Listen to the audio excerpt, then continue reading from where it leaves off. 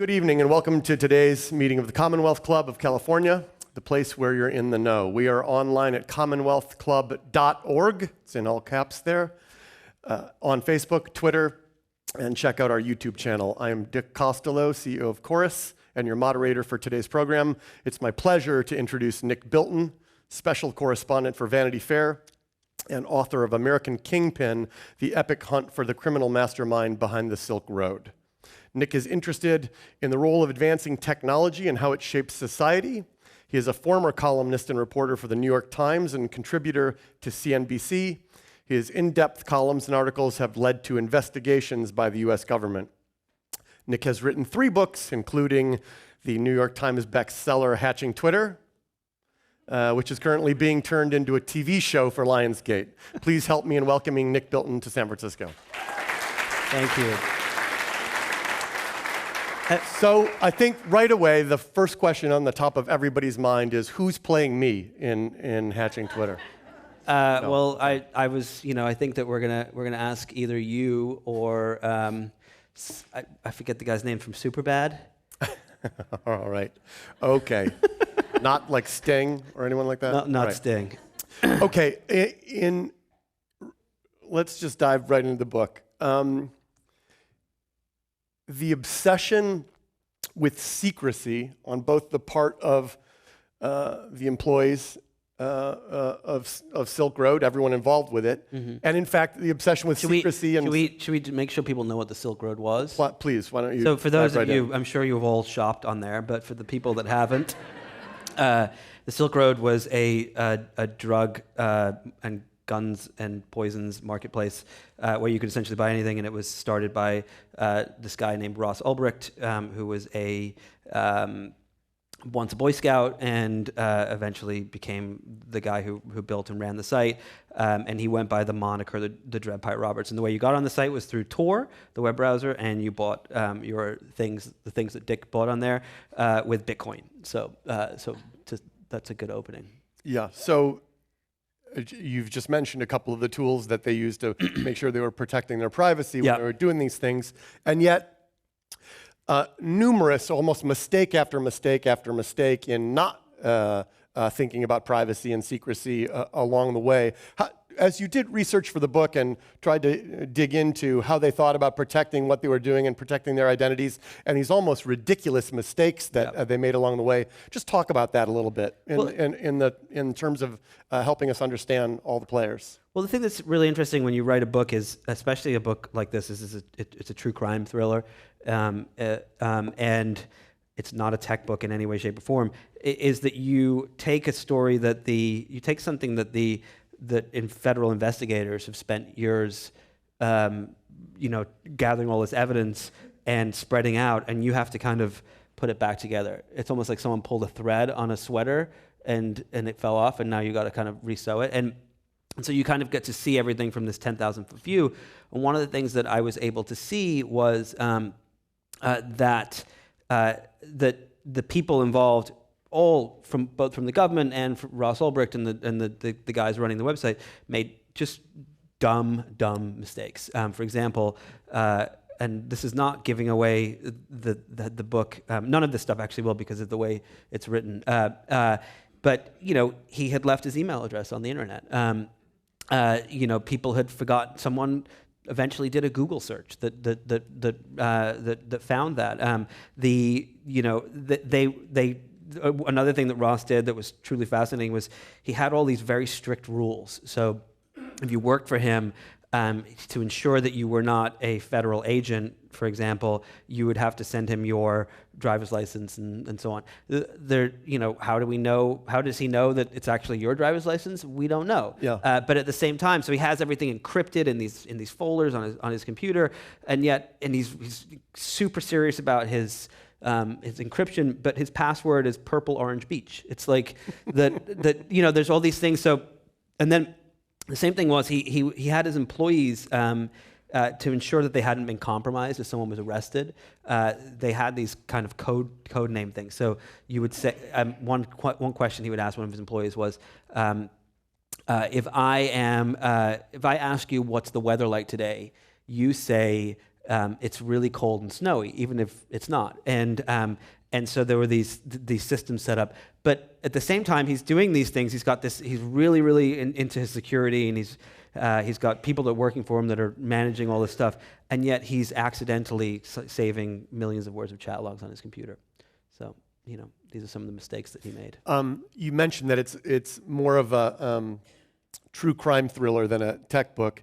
Yeah, and it's in the true crime. And section. like any good true crime thriller, the cast of characters in it is almost hard to believe. Talk about the character Variety Jones. So Variety Jones is this person who's initially selling seeds, I think, weed seeds on the Silk Road, and becomes, without ever I having love how you're met like, him in I person, think he was selling weed seeds. No, I'm trying to recall from the beginning, from the book.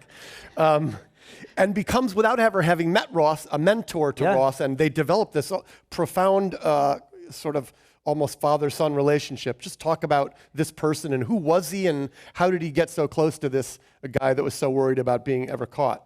Well, I think that it's interesting. So, Ross lived a very private, he was very private in public. He didn't tell anyone about the site he was running, other than two people. He lived this kind of, it was incredibly insular, incredibly secretive life. But in private, online, he was incredibly public. Because he was on his computer, like most people in San Francisco, I guess, 18 to 20 hours a day, he was, sharing everything on social media and engaging with people, through the site, through chats, through forums. They had like Silk Road movie night where everyone all over the world on Silk Road would watch the same movie together, and then comment on it. They had a book club. He literally was running this drug and guns website like it was a college campus, and it's so fascinating because one of the people, he starts the site as this idea, like, what if you could make drugs legal, and would it make the world a safer place? And it's incredibly, and I truly do mean this, the initial goal is an incredibly altruistic one. Mm-hmm. He really thinks that if drugs were legal, these are some of the arguments he made at college.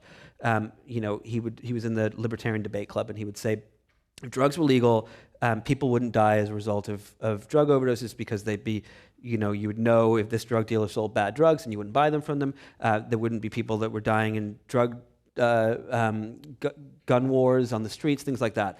And his argument was it's just like alcohol. And so that's how he starts the site, and it explodes. It just becomes this giant thing almost immediately. And he has to manage it 24 hours a day. And so he eventually finds someone who helps him. And this guy, Variety Jones, who's got the greatest name in history of true crime stories, as far as I'm concerned. And Variety Jones tells him that he is a weed seed dealer from England who once lived in Canada, and that he is... he wants to be his mentor. He wants to ensure that this thing takes off, and he really, truly becomes his mentor. He gives him pep talks. I remember this I got access to all the chat logs for the book, so 2.1 million words of chat logs, and about 700,000 of them are just him and Variety Jones talking. And there's one point where Ross wants to expand. He wants to take just the Silk Road, and he wants to do a Masters of Silk Road, which would be like a Costco of drugs, so where you could buy like a ton of heroin rather than just a small baggie of it. He wants to do a Silk Road pharmacy where you can buy pharmaceuticals, a Silk Road for guns, which was called the Armory, and he wants to do a Spanish version of the Silk Road, which is not in the book. But and Variety Jones yells at him, and he's like, "What the hell is wrong with you? Are you?" And he literally, quote unquote, "Are you Larry the Cable Guy or the next Steve Jobs?" And that's his inspirational talk to him. And they have these fascinating conversations, and they've never met. And they become the best of friends. And they get to a point where they're literally, each night before they go to sleep, they're like, I love you, man, I'll see you. It's like Superbad when he's like, boop, boop, at the end. So you and I used to do that too. Yeah, a long time ago. That was a long time ago. You agreed not to talk about that on stage. Sorry. So the shifting moral code, again, on both sides, both Ross, who starts out with this, as you said, very sort of almost idealistic way of thinking about it, and starts to change his views on things that are okay and things that aren't okay, but also the government agents investigating.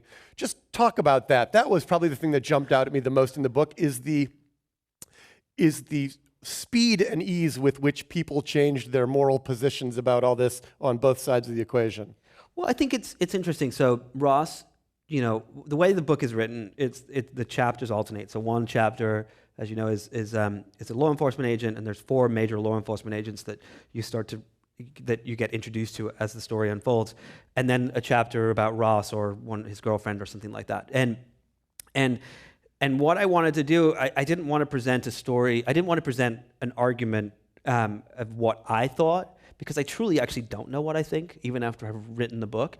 I wanted to present an argument for both sides. So from Ross's side, it was he really, truly believed that he could make the world a better place by building this website that would allow people to buy drugs. And his thought was that, you know, as I said before, that they would be good drugs, they wouldn't be bad drugs, that there would be less overdoses, and so on and so forth. And I think that, you know, so he has this moment in the very beginning where he goes and he grows. He needs product, as we all need product in Silicon Valley. He needs product for his website. To get it started. Yeah. So he goes, I mean, he's an incredibly smart guy. He goes and he rents a little apartment, pays $450 a month, and he grows a huge thing of magic mushrooms. And the irony is, like, there's these little funny parts of the book. He gets super into the show Breaking Bad while he's growing the mushrooms. So he's like literally growing the mushrooms and waiting for the gypsum to cure in the pressure cooker or whatever it is that you do.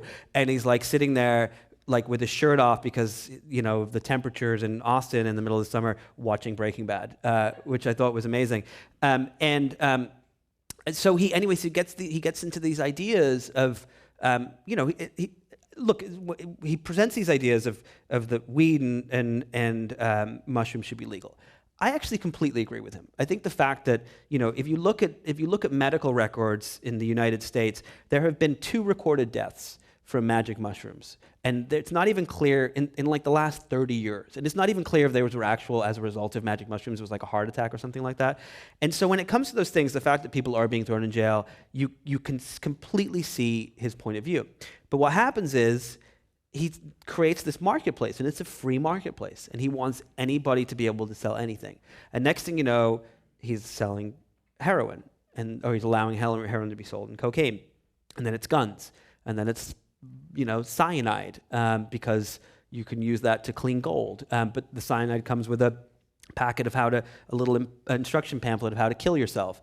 And his belief is, if you want to kill yourself, it is your choice to do that. The government should not tell you can and cannot. And then it gets to a point where there's actually discussion in the chat logs between his employees. Someone wants to start selling body parts on the site. Livers, kidneys, things like that. It turns out, I think it's like an ounce of bone marrow costs like $60,000, whereas an ounce of cocaine is like $100. You know, a liver can go for several $100,000. Except if you're Chinese, it's actually $60,000. It's a lot cheaper for some reason on the black market. But anyway, so they have these discussions about those things. So the site goes from this very kind of altruistic thing to eventually becoming a thing where anything goes, and eventually leading to, you know, what happened next.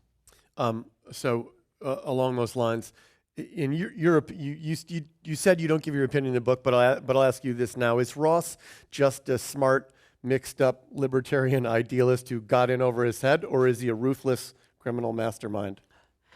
You know, I could ask the same question about Travis Kalanick, who runs Uber. It's funny. So Well, now you've done it. Yeah. Dick's literally just going to be like, oh, I'm leaving now. No, I think that you know, what's so fascinating when you look at the things that Ross wrote and you look at the things that Travis has written, or any other, you know, startup founder, and not all of them, not you, Dick, don't worry. But a lot of I looked away. A lot of founders in the Valley, they, you know, so they read the same Ayn Rand books. You know, Peter Thiel quotes the same, you know, quotes of don't ask for permission, ask for forgiveness, or you know, these are all the things that they all literally spoke the same exact language. Ross Ulbricht and a lot of the people that run these companies, and I think that they start out with this idea of, like, they look at something that is broken, and they want to fix it, and it's great. But then they kind of go too far, and I think you could take Ross Ulbricht and you could say, I'm going to put you in charge of Uber, and you could take Travis and put him in charge of the Silk Road, and it would have been the same people in many respects. I don't know if Travis would have put out hits on people, which Ross did, but it maybe he would. I don't know. But they definitely have the same ideals, and they have this hunger to want to win at any cost whatsoever. And it's this libertarian idealism that kind of sets them off on that path. You're talking a lot about Ross's side of the equation on the shifting moral code, but there's a lot going on the government side as well.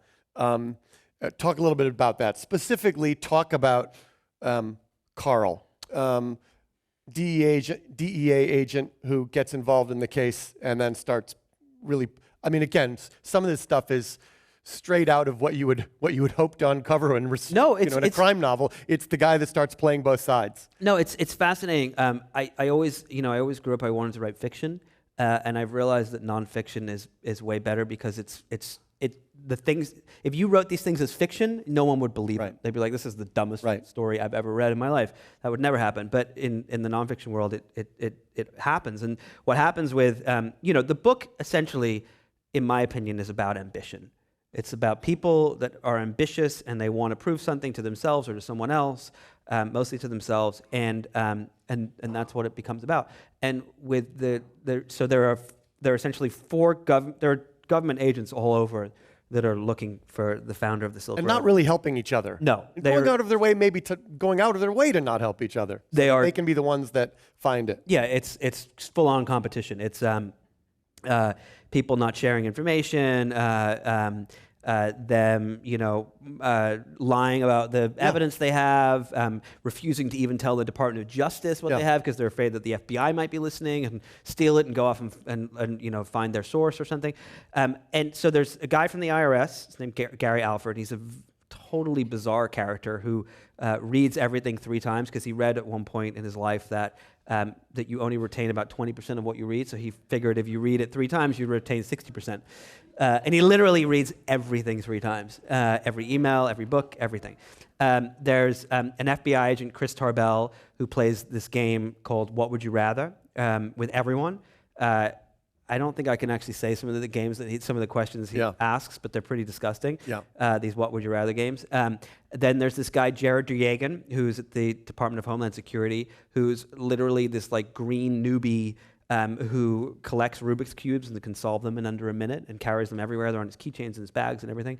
And then of course there's Carl Force of the DEA. And Carl Force was once a DEA agent who would go out and arrest guys and go undercover. And what happens was he used to go undercover, but he got a little too into the whole undercover thing, and he started doing the things that he was trying to stop. And he would like go and party with the drug dealers and get really drunk and end up sleeping with people and all this stuff. And he eventually gets pulled over for DUI while he's undercover and gets a desk job and whatever. So anyway, he reasons when he starts to do the Silk Road investigation that he won't get sucked in that way. And of course, he gets sucked in a way that is so epic. It's unbelievable. He starts creating pseudonyms and starts selling information to the Dread Pirate Roberts, is Ross's pseudonym. He does fake murders. He's like buying and selling Bitcoin. He's like he becomes an incredibly unethical and bizarre character in the story. Before we dive into some of the audience questions, there's some great ones here. There are discrepancies in the stories you hear in researching, any book. I remember you asking me in the few questions you had for me about Hatching Twitter, tell me about the morning you became CEO and so. And I said, well, I walked in and XYZ happened. And you said, no, I hear you met with so-and-so. And it was innocuous to the story, but talk about, in this kind of story, the discrepancies must have been immense. Well, talk about some of them and how you determined or decided, what probably happened. Well, it's interesting. So I remember I told Dick this once. I for the Twitter book, I asked Jack Dorsey where he was on the morning he was fired, and he said, I remember I left the office, and I remember like it happened 5 minutes ago, and I walked outside, and I met with Biz Stone, and we sat in the park right near the tea shop, and it was a beautiful day out, and I remember distinctly. And so I asked Biz, and he said, "Oh my God, it was raining. We were in the Whole Foods, and we had soup. I remember he had this vegetable soup. I cannot forget that vegetable soup." Yeah. And I'm like, well, how the hell am I supposed to figure that out? And eventually, what I actually did was I went and looked at the weather almanac for that day, and it turned out it was raining. And it's not that it's not something to lie about. Yeah. You know, you're not going to lie about where you sat for a conversation. Sure.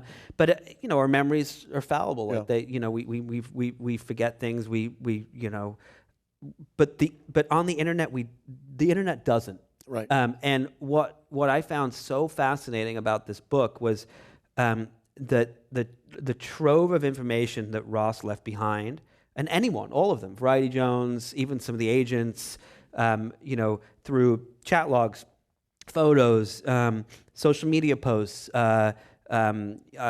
Videos, cell phone, text messages, emails, blah, blah, blah, blah, blah, all these things that I have a researcher I worked with in LA, and we built this kind of like Excel database where we put everything in a timeline, and we could take the chat logs, and we could take Ross's social media feed, we could take photos, and we could look and cross-correlate. And what was so fascinating was, you know, the Dread Pirate Roberts would say, "I'm going away for the weekend," and put one of his employees in charge of the site. And at that same moment, you would see a photo with a timestamp of Ross getting into his friend's car to go camping for the weekend. And then the timestamp of them getting back, like driving back over the Golden Gate Bridge, and then the Dread Pirate Roberts locking on and talking about how he had a great weekend. He met this girl that is in the photos. And that happened so many times. The documents didn't lie. Where things kind of got a little hairy is where they always get hairy with any story that is about a success, and it's with the law enforcement side, because everyone thought that they were the one that figured it out. But as with everything, it's everyone in the room that helps and plays a role. It's remarkable how close they are to taking him down so many times. Yeah. And there's some stories that don't make it into the book that are pretty wild. Like there's one moment when the DEA, you know, with Carl Force and his crew, they kind of treat it like Carl Force actually looks exactly like the brother-in-law in Breaking Bad. What's the guy's name again? I swear to God, yeah, Hank. Literally, every time I think of Carl Force, I think of Hank. Anyway, like they like kind of love the whole like DEA thing, you know, and they're like DEA agent, and so they find a server that they think belongs to the Dread Pirate Roberts, and they decide server. It's at some professor's house that he doesn't know what's on the server. He just rents out server space. They go in like guns drawn, smash the door down, almost kill the cat, and they pick up one server and put it over here, and then they grab the other server and they take it with them. And that server had at one point in time been part of the Silk Road, but it had been wiped clean. The server they had picked up had the whole Silk Road on it, and they just didn't even know. Like, so there's all these instances of moments. There's so many moments like that where they almost get them and then they don't. From the audience, is there any doubt in your mind that Ross is guilty? There is not a shred of a droplet of a minuscule thread of a hair of a doubt that it was him all along.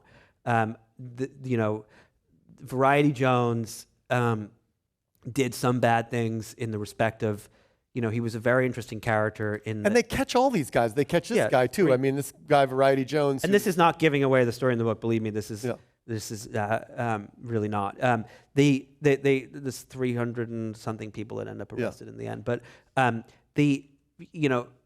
Variety Jones is really fascinating because he comes up with this idea one day and he messages Ross and he says, at this time Ross had been going by the name Silk Road Admin on the website.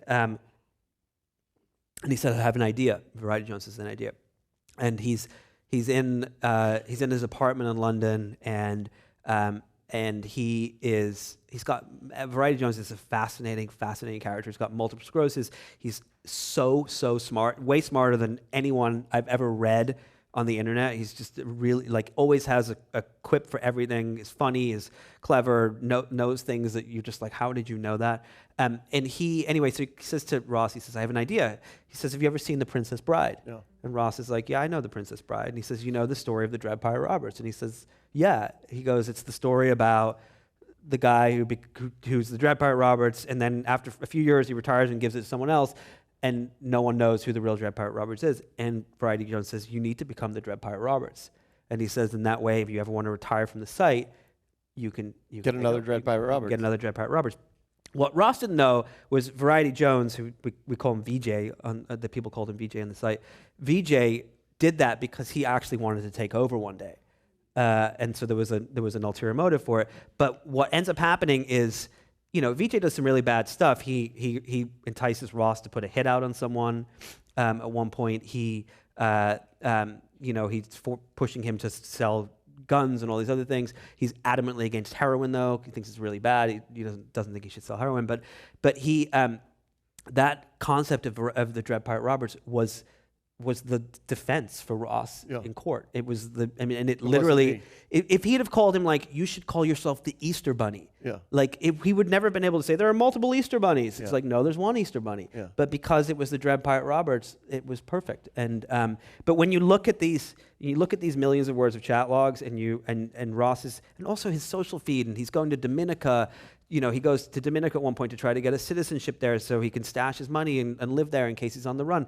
He does all. He's living in San Francisco in a Craigslist apartment under a pseudonym of some random name, paying $1,200 a month in cash, and ordering fake IDs under his roommate's name and trying to get it. And there's all these things that he does throughout the entire thing. But there is nothing more damning than the stuff that was found on his computer that ties him to being the Dread Pirate Roberts the entire time. How did he marry his, talked around this a little bit, but talk about how he rationalized or married his supposed altruism and ideals with the deaths that he himself contracted via the website. So there's the libertarian drug, everyone should be able to, do magic mushrooms, and then there's the paying somebody to have somebody killed. Well, so when I first started the reporting, which we've all done, come on, when I first started doing the reporting for the book, that's the part where I was like, maybe there was more than one Dread Pirate Roberts. Maybe there was, and then all these things started to tie together, and I was like, well, maybe he was schizophrenic. I don't know what was going on. And so I eventually ended up tracking down a bunch of people he went to college with. And he went to Penn State. He was going to be a physicist. And he got really into this, into the Libertarian Club. He was doing debates with the college Republicans and the college Democrats and so on. And I remember I got some audio of some of the debates. There was some newspaper clippings of them and things like that. And I found some people that had been in the debate club with him, and I said, "What's the justification? There's no way that he would have done that." And they said, "Actually, if you go and read the books he was reading at that point in time, the hardcore, Mises, Austrian economic books, they actually do say that killing someone is perfectly okay if they harm your own personal property." And this is the line that the Dread Pirate Roberts uses when he's discussing this with his employees. And I think that look, I can't definitively say, but I do think that what was going through his mind at that point was I am on this journey. He really, truly does believe the whole time that he's going to save the world by legalizing drugs and prove that they should be legal.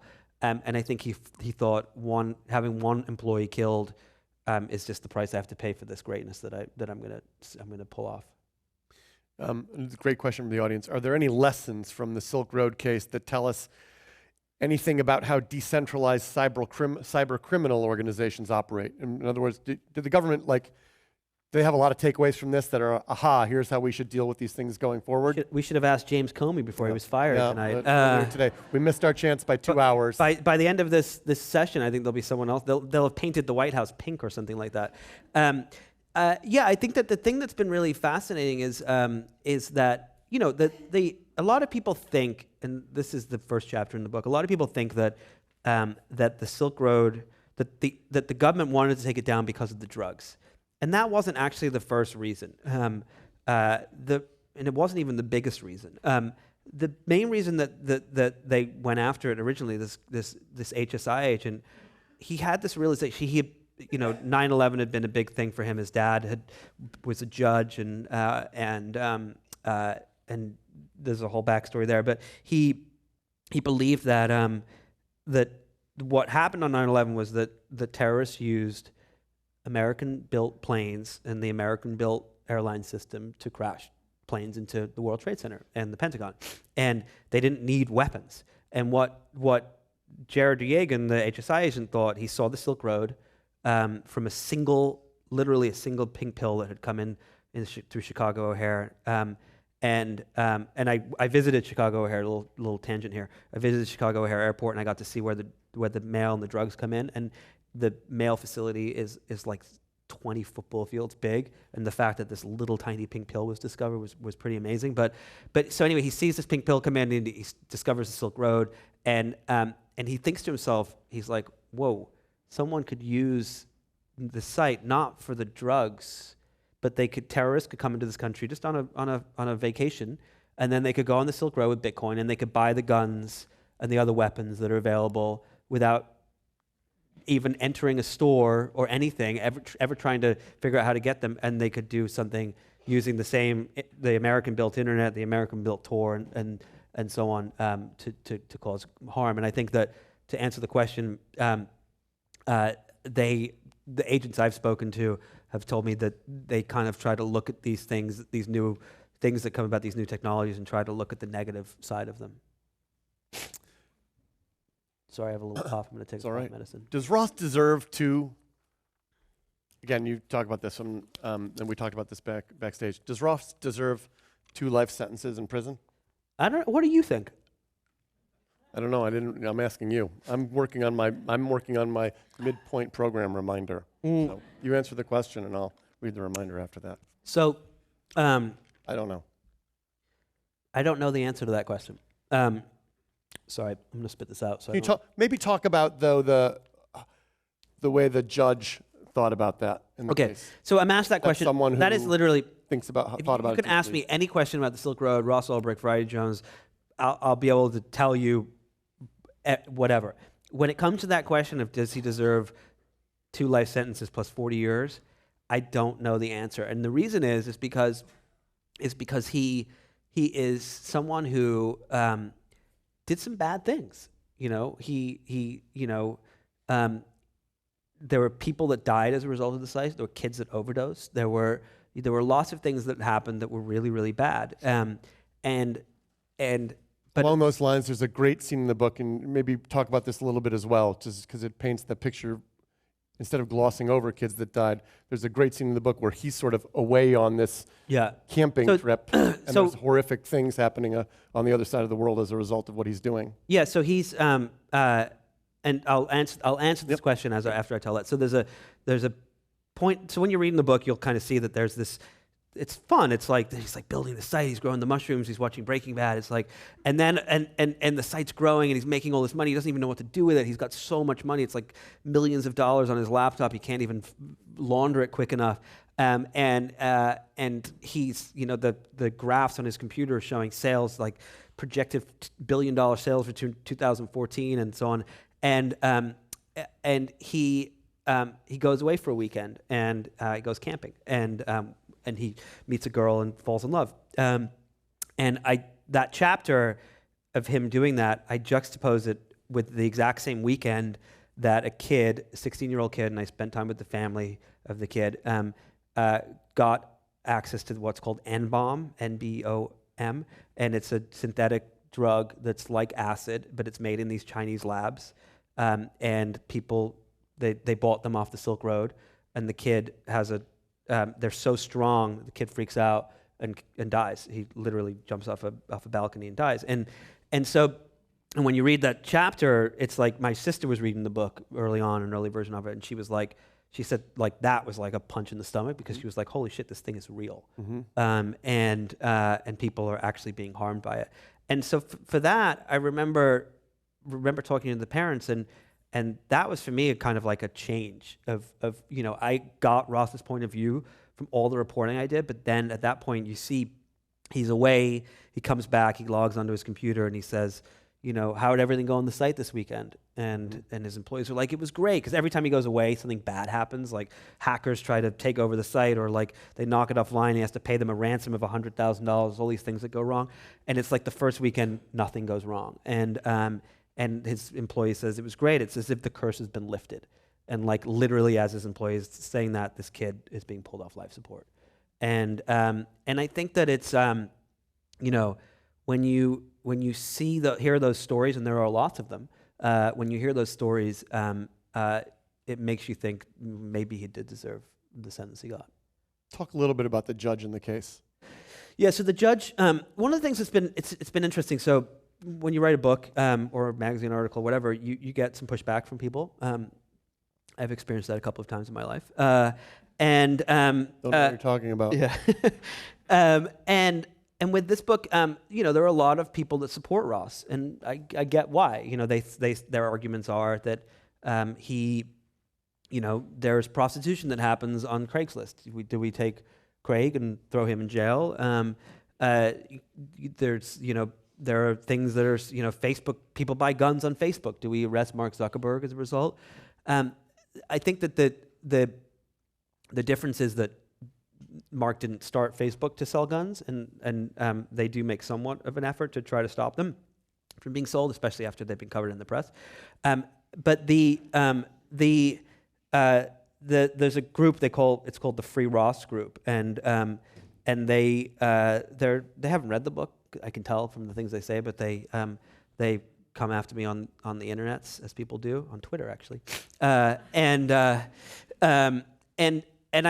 I think the thing that's really fascinating is like they say that I think a lot about a moment. I went to I covered the trial for the New York Times, and I was there for most of the time. And during the sentencing of Ross, the judge had a really tough time. This was the first case ever like this that they had to sentence someone for, and for running a website, a drug website online.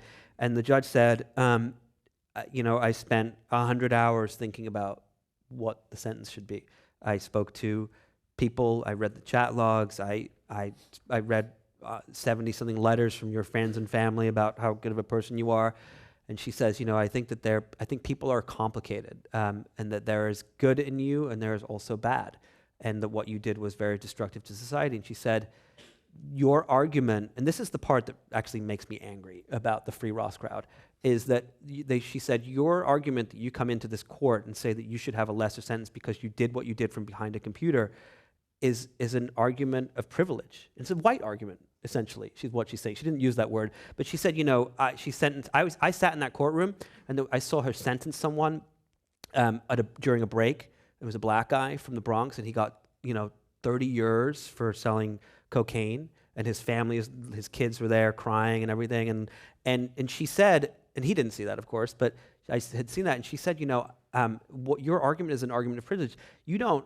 Someone from the Bronx who sells drugs doesn't get to come into my court and say that they were doing it for, and I think the thing that's frustrating is I do believe that the judicial system in America is incredibly broken. And it's actually, a lot of it is Bill Clinton's fault, believe it or not. It is, the drug laws are diabolical. The fact, if you look at the number of blacks and Hispanics that are in jail for drugs, it's really, really sad.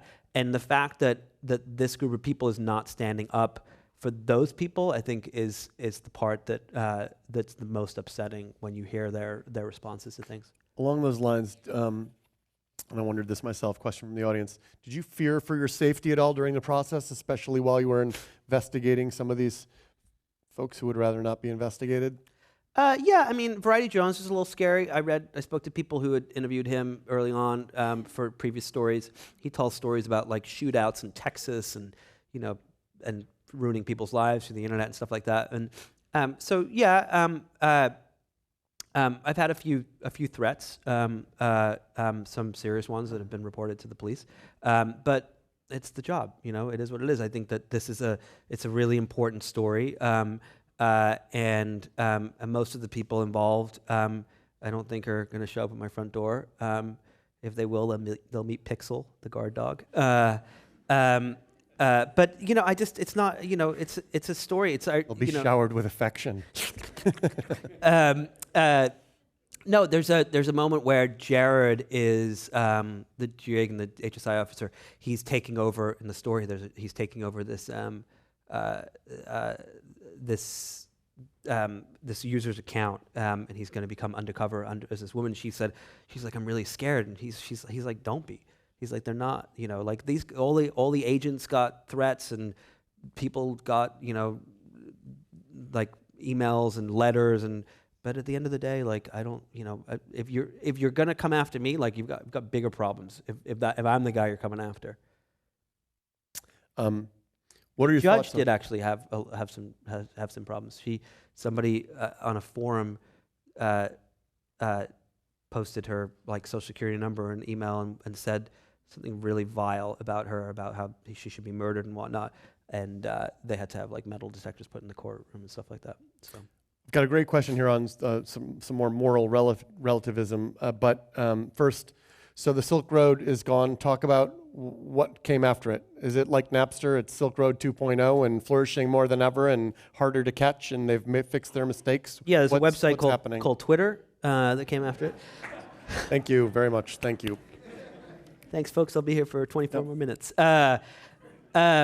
No, there's actually a number of Silk Roads. There's a Silk Road 2 that got taken down. The guy that was interesting. It's actually called Silk Road 2. It was called Silk Road 2. They copied all the stuff. Might have been a mistake. Put it up in a couple of weeks, and the guy who ran it, Blake Blumenthal or something like that. He was the thing with Ross Ulbricht. While he did have millions and millions of dollars on him when he was caught, tens of millions of dollars. He was not flashy. He literally, the FBI, they found $2 in his pocket. He was still wearing the same clothes that his girlfriend had bought him at Penn State 5 years earlier. But I guess to summarize the question I just asked is, I'll say it another way. Who learned more lessons more quickly, the government side or the Silk Road side? The Silk Road side, without question. But I was going to say, so Blake was caught. He was driving a Tesla. He was being very flashy with his money, so he got caught. And then there was a Silk Road 3, which has not been taken down, as far as I'm aware, or maybe it got taken down. It's back up. And then there are just tons of others. There's Valhalla. But what they do now is they specialize in different things, and a lot of them are based in Russia and China, where you can't ask Vladimir to take them down. But the government. The government is having a much more difficult time taking down these other sites, and I don't think that you're going to put the genie back in the bottle. Back to the moral relativism that permeates the book. Yeah. Do you think that in today's society we're losing this notion of moral versus immoral, the value of the common good over this is the best thing for me above all else? And talk about, you mentioned earlier on there's a sort of a libertarian thread that runs through Silicon Valley. Let's talk about whether you think that's infected the population and has infected the right word and so forth. I think that I struggle with this every day, and I'm curious. I'm actually really curious to hear what you think too. But I think that the internet, I don't know if it's done more good than it has bad. I feel like it's amazing that we can connect with each other from thousands of miles away, and that we can develop. We can help drive democracy in the Middle East and things like that. But there are so many bad things that come as a result of it. I have a column I wrote today in Vanity Fair about how I was envious of France this weekend that they voted not just for a sane human being, but that they didn't let the email hacks affect their judgment. And in America and in England, the media and social media and all these things completely have distorted, we've let them kind of tell us what to think. And I think that it's funny, I work in media, but I think it's a really gross industry for the most part. and there's people like Sean Hannity, and even on the other side, that take advantage of the system, and I think social media kind of magnifies that, and you look at the good sides of the internet, and then there are some pretty bad ones too. And so I think that what I wonder is, when you look at technology going forward, is there a way that it can be used to try to bring some more calm to society and more reason, or is it just going to continue to spiral in the way it has? What do you think? I think that with or without technology, there's been a remarkable erosion of discourse. Just think about TV alone. Without the internet, the news networks have become, these are the people that think what I think and will tell me what I want to hear, and those are the people that say what they think and will tell those people what they want to hear. Yeah. And rarely do they cede any ground. Yeah. And I think that I don't think that that's going away. France does not have a Sean Hannity. They chose not to cover those emails. And there's a responsibility. They do. They just don't put them on TV. No, they did. Yeah, they do have a Sean Hannity. But I think there's a responsibility that America could use to learn a little bit of. There's a couple questions about this, and I confess to not actually being very familiar with it, but hopefully you'll know what the references do. Can you address the article on cell phone risks for the New York Times, and what kind of harassment you got for that, and what kind of whoever answers that question. Follow-up. There were several of them. I'm just kidding. I've gotten. This has nothing to do with the book. I wrote an article about cell phones, wearable computers, and cancer, and there's a backstory to it, which was that an editor had said, "Hey, we keep hearing all these stories about how cell phones could cause cancer, but all these wearables are going to come out. We're going to stick them on our body. Isn't that weird? Like, we should look into that." And I was like, "Okay, cool. I'll look into doing a column on it." And of course, the Apple Watch had not come out yet. And it's amazing, actually. This was like 2 years ago. That some people still remember these things. It's crazy. Anyway, so and I'll tell you the whole story here. So I got a phone call one day, and it was from someone it was from my stepfather, and he said, "Your mother has 2 weeks to live. She's got cancer." And so I went to England. She literally had 2 weeks to live. And I didn't write a column for 3 weeks, and she passed away, very sudden. And I felt bad that I hadn't written anything for 3 weeks. And my editor was like, "Do you want to write something?" And I was like, "You know what? I had this thing on the back burner. Let me just write it. It's kind of relevant to what's going on." And so I wrote the piece. And the way reporting works, and any journalist that tells you otherwise is full of shit, is when you're trying to get you want quotes for a story, you call a number of different people, and it's usually whoever answers the phone first that you end up quoting. They're all experts and so on. And there was one guy I quoted, this guy Joseph Mercola, who apparently is an anti-vaxxer, but had written extensively on cell phones and cancer. And anyway, I quote him as saying some things I actually forget. And the column goes out, and the column goes up, and I literally get in the car to go to my mother's funeral, and Twitter blows up. And Gawker writes something about it, and next thing you know, like every single outlet on planet Earth is writing something about it, and I'm like a trending topic in like Czechoslovakia, and people were, and I was told that I was the worst person that had ever walked the face of the earth because I had quoted this guy and that the story was wrong. However, if anyone would have bothered to look through the archives of the New York Times, they would see that not only was he a New York Times bestseller, which in the New York Times rules you're allowed to quote someone if they're a bestseller, it makes them an expert and so on, but that we had written that same story about cell phones and cancer, and us not knowing, which is what the story said, that we don't know, but we should just be careful anyway. We'd written that same story in the science section, in the health section, in the national section over the last 20 years, but people still like to talk about it for whatever reason. You're still a trending topic in Czechoslovakia, Nick. Thank you. Like 4 people tweeting there. All right. Back to the book. Yep. It's really one of those chapter after chapter, you'll read something and think, you've got to be kidding me. As you were researching this, Yep. what were the things that, of all the shocking stories along the way and of the Silk Road and Ross, what were the things that you just were almost hard to believe when you stumbled upon them? I think the thing that was so hard to believe was that you could, that what I could find out about someone. I mean, I'll tell you some stories. Talk about a couple of those. You have the book right there. Can I just see it for 1 second? There's I had one up here. I just let me see if I can find this chapter, and I'll just give you an example of when.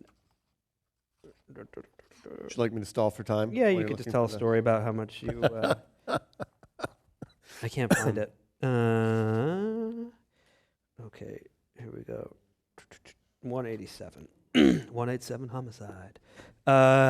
Okay, so this is the chapter 44, camping in the bowl. And there's a point where Ross, he's leaving town, and so I'll just read this page. Yeah.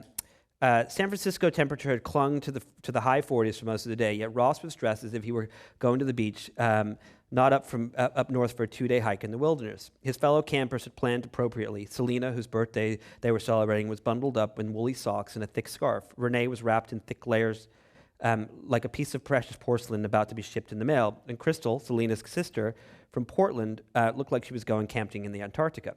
And so I kind of go through this whole thing. And then I talk about how they go across the Golden Gate Bridge, and Ross looks over at Alcatraz to his right, and they go up to Mill Valley, and I talk about their in Sausalito and so on and so forth. And I talk about everything. I never spoke to one of those people, ever. Right. Right? Right. But so here's how I found that stuff. So there was I found a photo of Ross when he was going camping. In the EXAF data, it has the timestamp. It has sort of the metadata. The metadata in the photo. It has the timestamp. Sometimes they have GPS, sometimes they don't. So I can see what they're all wearing. I can look at the timestamps of when they took the photo from in front of their house, when they took it at the Golden Gate Bridge, when the photo was taken of Alcatraz. I can look at photos of when they get to the campground, when they're unloading the car, when they're skipping through the thing, when they're on the hillside, when they're swimming in a dam. And you can say, okay, so I have all that stuff, so I can tell you this story, right? Very, very detailed. I look at the weather almanac online. I look at the direction of the sun. There's like apps that you can use so you know if they were standing in the shadow or if they weren't.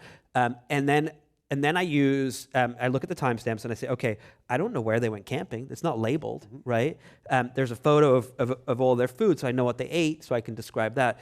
But it's like an hour and 22 minutes from when they pass the Golden Gate Bridge to when they get to the campground. So, okay, 60 miles an hour, traveling this distance, you're probably going to get here. So I start looking around like north of Sausalito and on Google Maps, and there's the dam, and there's the road, and there's the... And so I didn't know anything. And then with the GPS data and the EXAF photos, you can start to kind of figure out where they went. So I can go there, I can see what the gravel looks like, I can sit on this, I do these things. It's kind of obsessive, but like, and it's so fascinating that you can write something that feels like it's fiction from these photos and things like that. And it got to a point where like I was figuring out like people's, home addresses and phone numbers from just a photo and the first name, which was kind of terrifying. Who are the heroes on the government side in this? There's a lot of, again, you've touched on a thin layer of it. There's a lot of bad behavior on the government side of the investigation. Who are the heroes? Are there heroes? Yeah, absolutely. I think, there are heroes and there are bad guys on both sides. And I think everyone is a hero and a bad guy at the same time. Variety Jones hates heroin, and he believes it shouldn't be sold on the site. He's okay with guns, he's okay with cocaine, he's okay with poisons, but heroin's, and he tries to stop it. And the same thing, on the government side, you've got the FBI agents and Jared Yeagan, the DHS agent, and so on, and that I think that they all do something that they probably shouldn't by like maybe not sharing information and this, that, and the other, and they all do something good. So, and I think that that's the case with the entire story. There's a good side and a bad side to everything. So, a specific question about the murder for hire allegations.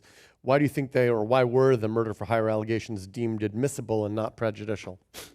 The murder for hire allegations were actually, there's some confusion about the murder for hire allegations. So they were actually filed in Baltimore, but Ross was tried in New York. And Ross was actually given a plea deal. A lot of people don't know about this. He was given a plea deal, and the plea deal was going to be like 10 to life with a recommendation of a lower sentencing, and he decided not to do it, and he decided to fight the case. And the government said, if you fight this case, we're going to throw the kingpin charge at you. Mm-hmm. And there's not a lot of people in the history of America that have been charged with the kingpin charge. It's a charge that's designed for like mafioso bosses who run an organization but never get their hands dirty. The guy in Brooklyn, I forget his name. What was that? Yeah, Gotti. He was like the kingpin charge. I think was actually started for him or someone like him. But that was an example. And so, but the kingpin charge actually encompasses pretty much everything. And a lot of people that try to kind of defend Ross in the case say, oh, well, he was never charged with murder. Well, he actually was in Baltimore, and had the case failed in New York, they probably would have charged him with the murder in Baltimore. But at the same time, they didn't actually go through with it yet. But at the same time, the kingpin charge, they referenced it in the sentencing, they referenced it in the trial dozens of times. And so just because he wasn't charged with it doesn't mean that it wasn't something that the government, included in their list of things that he had done wrong. Ross has a girlfriend who you've said is a real character. Julia. She is convinced that he's not doing what he's doing. She's naive. She is willfully ignoring obvious things that are going on. Talk about her. Talk about that. I was surprised at how long she sort of was willing to accept this notion that I don't know, that's not me. Someone asked me, they were like, why did you put the story of Ross and his girlfriend in the book? And I said, because that's the most important part, in my opinion. It's, here he is, he's running this website where they're selling, Glock 9s and cyanide and heroin and fentanyl, and he's like going on OkCupid dates, I mean, literally, like if it's OkCupid profile, and like, this is a funny story. I'll get back to the girlfriend.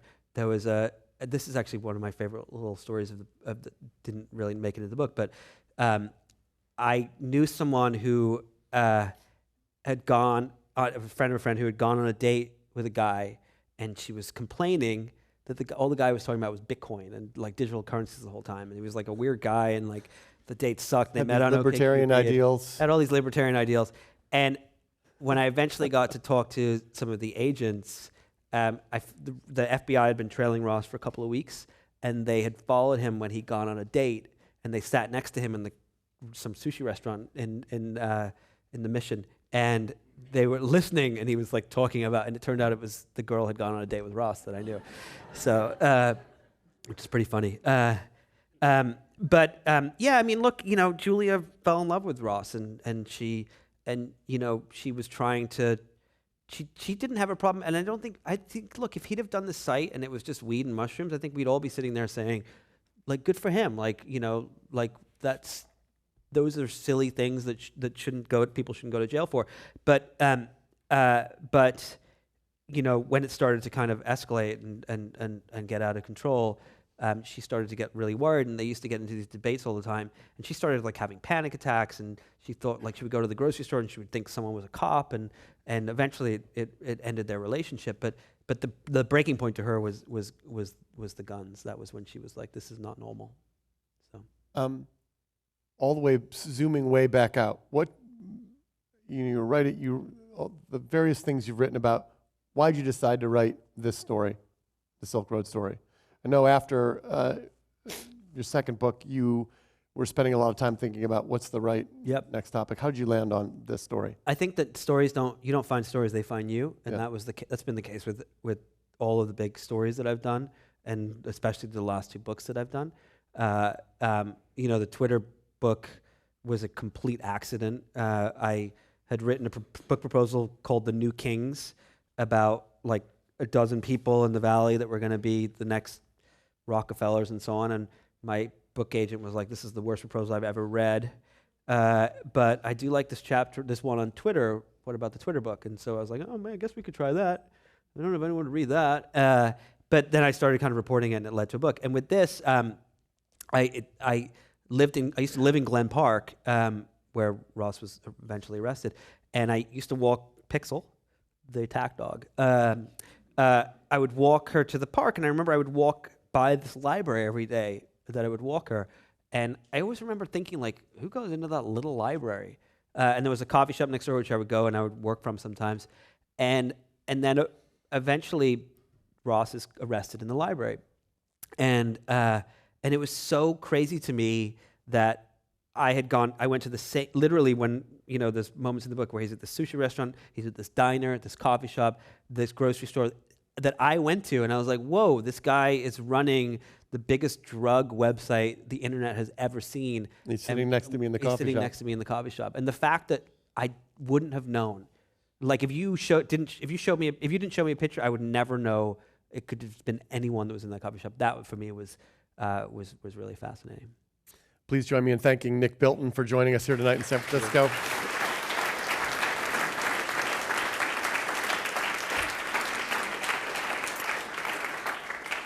Nick is here with his new book, American Kingpin, and we'd like to remind the audience here that copies of American Kingpin are for sale, and Nick will be happy to sign your copy in the fireside room at the end of the hall. I'm Dick Costello, and now this meeting of the Commonwealth Club of California, the place where you're in the know, is adjourned. Thank you.